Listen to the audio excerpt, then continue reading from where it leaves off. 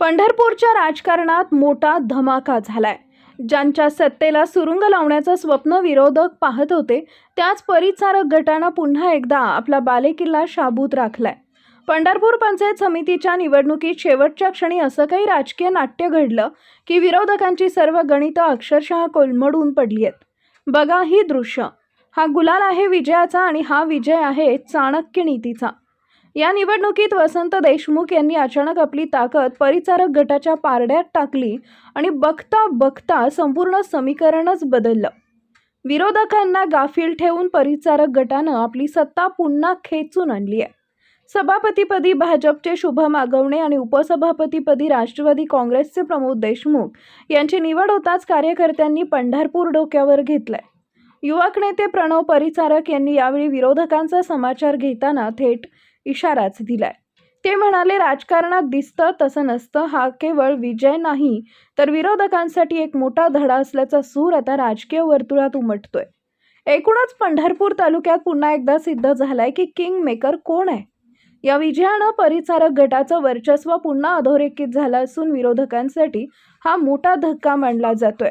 आता या विजयानंतर तालुक्याच्या विकासाला किती गती मिळतीये हे पाहणं महत्त्वाचं ठरेल।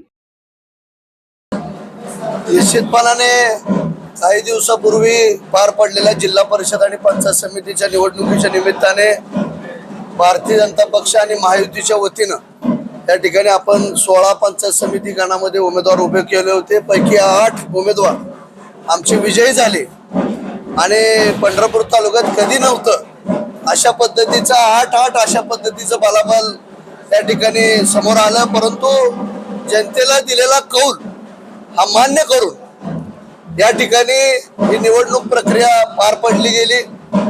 प्रथमतः मी या निमित्ताने आपण जो विचारलेला प्रश्न आहे तर म्हणजे गेल्या अनेक वर्षापासून पंढरपूर तालुक्याचे ऋषितुल्य नेते श्रद्धेय स्वर्गीय मोठ्या मालकांच्या नेतृत्वाखाली या पंचायत समितीच्या माध्यमातून विकासाची घोडदौड या ठिकाणी गावागावापर्यंत वाडी वस्तीपर्यंत विकासाची कामं आपण करण्याचा प्रयत्न केला। या तालुक्यामध्ये एक चांगल्या पद्धतीचं लोकशाही पद्धतीचं वातावरण या निमित्ताने सतत मोठ्या मालकांनी जागृत ठेवलं। अगदी सामान्यातल्या सामान्य व्यक्तीला या ठिकाणी पंचायत समितीचा सभापती असेल, उपसभापती असेल, जिल्हा परिषदचा अध्यक्ष असेल, अशा पद्धतीनं वेगवेगळ्या उंचीवर नेऊन ठेवण्याचं काम आदरणीय मोठ्या मालकांनी त्यांच्या 50 वर्षाच्या सार्वजनिक जीवनामध्ये केलं। त्या अनुषंगाने या निवडणुकीला सामोरं जात असताना भारतीय जनता पक्ष आणि महायुती म्हणून आम्ही लोकांकडे मतदान रूपी कौल मागितला। वेगवेगळी विकासाची कामं करण्याच्या बाबतीत या ठिकाणी आश्वस्त केलं।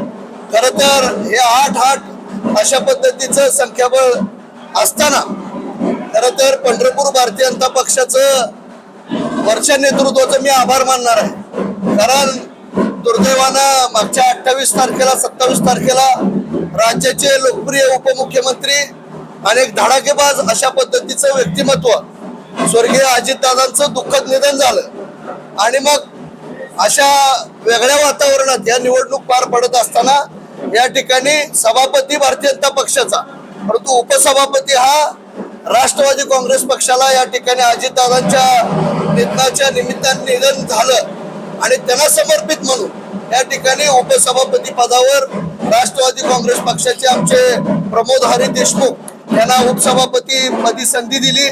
त्यामुळे हे जे बलाबल आहे आज आपण बघितलं तर काही दिवसापूर्वी काही महिन्यांपूर्वी आमच्याच पक्षाचे असलेले आदरणीय वसंतनाना देशमुख काही विचारांची म्हणजे घरात भांडं लागतं अशा पद्धतीनं त्यांना काही विचार किंवा काही वेगळे विचार त्या निमित्ताने आले, परंतु ते पक्षाबरोबरच होते।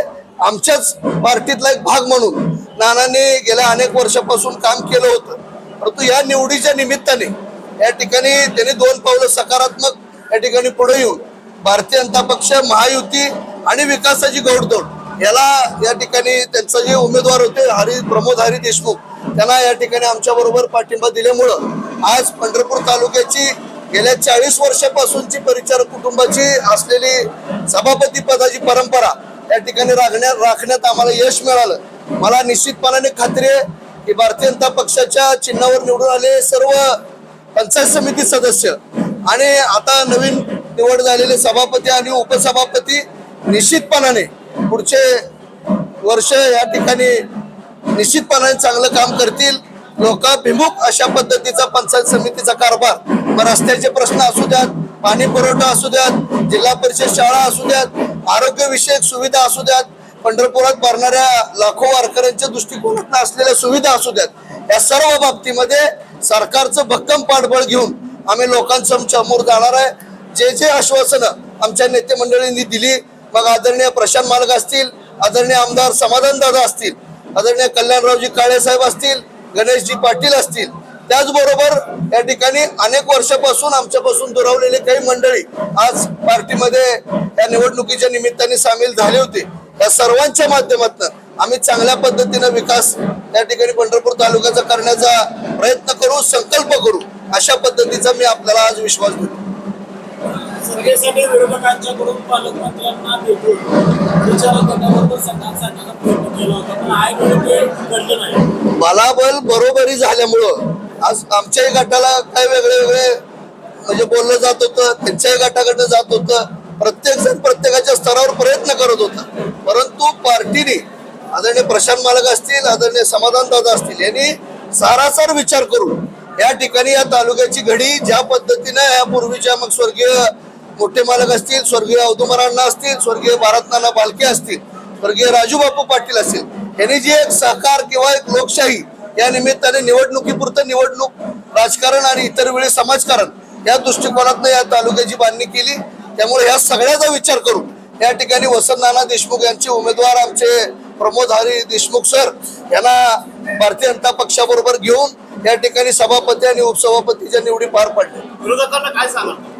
या विरोधकाला एवढंच सांगेन की गेल्या अनेक वर्षापासून आम्ही एक विकासाचं राजकारण समाजकारण केलं आणि त्याच पद्धतीचं राजकारण आणि समाजकारण पुढच्याही कालावधीमध्ये स्वर्गीय मोठ्या मालकांच्या आशीर्वादाखाली आणि आमचे नेते आदरणीय प्रशांत मालक त्याचबरोबर आदरणीय समाधान दादा या दोन्ही नेते मंडळींच्या नेतृत्वाखाली चांगल्या पद्धतीने आम्ही विकास करणार आहे.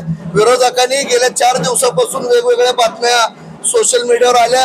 आमच्याही कार्यकर्त्याला कालपर्यंत वाटत होतं की बाबा या अशा बातम्या येत आहेत तर काय होणार आहे, परंतु मला खात्री आहे की जे आमच्या घरातलाच एक भाग काही कारणास्तव दूर गेले होते तेच आज पुन्हा स्वगृही परतलेत. पर्यायानं प्रमोद हरी देशमुख यांना या ठिकाणी उपसभापती पदाची संधी दिलेली आहे. त्यामुळे दिसतं तसं नसतं. आज विकासाच्या दृष्टिकोनात बोलत असताना जसं समोर दिसतं तसं नसतं. इथलं पंचायत समिती सदस्य पुढच्या कालावधीमध्ये चांगलं काम करण्याच्या हेतूने आज प्रमोद सर आमच्या सोबत आलेले आहेत.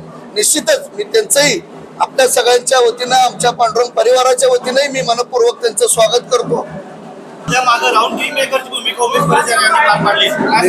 निश्चितच ज्या वेळेला असे प्रसंग होतील त्यावेळेला एक उमेश काका नेहमीच या बाबतीत सक्रिय असतात.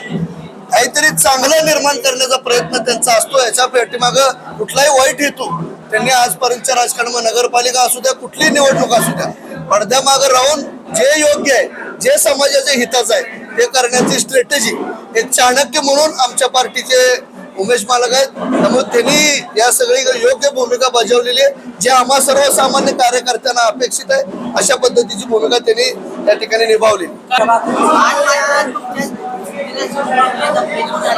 निश्चितच कालपर्यंत वेगवेगळ्या चर्चा होत्या. काही राष्ट्रवादी काँग्रेस पक्ष किंवा वरिष्ठ स्तरावर काही हालचाली होत होत्या, परंतु नेत्यांनी जो आदेश या ठिकाणी सर्वसामान्य लोकांची चर्चा करून पार्टीतले नेते मंडळी चर्चा करून पंचायत समिती सदस्यांची चर्चा करून हा निर्णय घेतलेला आहे. त्यामुळे एवढंच मी ह्यामध्ये सांगू शकतो. ताज्या घडामोडी जाणून घेण्यासाठी शिवशाही न्यूज यूट्यूब चॅनलला सबस्क्राईब करा. आपण हा व्हिडिओ फेसबुकवर पाहत असाल तर फेसबुक पेज फॉलो करा आणि शिवशाही न्यूज.com या आपल्या वेबसाईटलाही भेट द्या.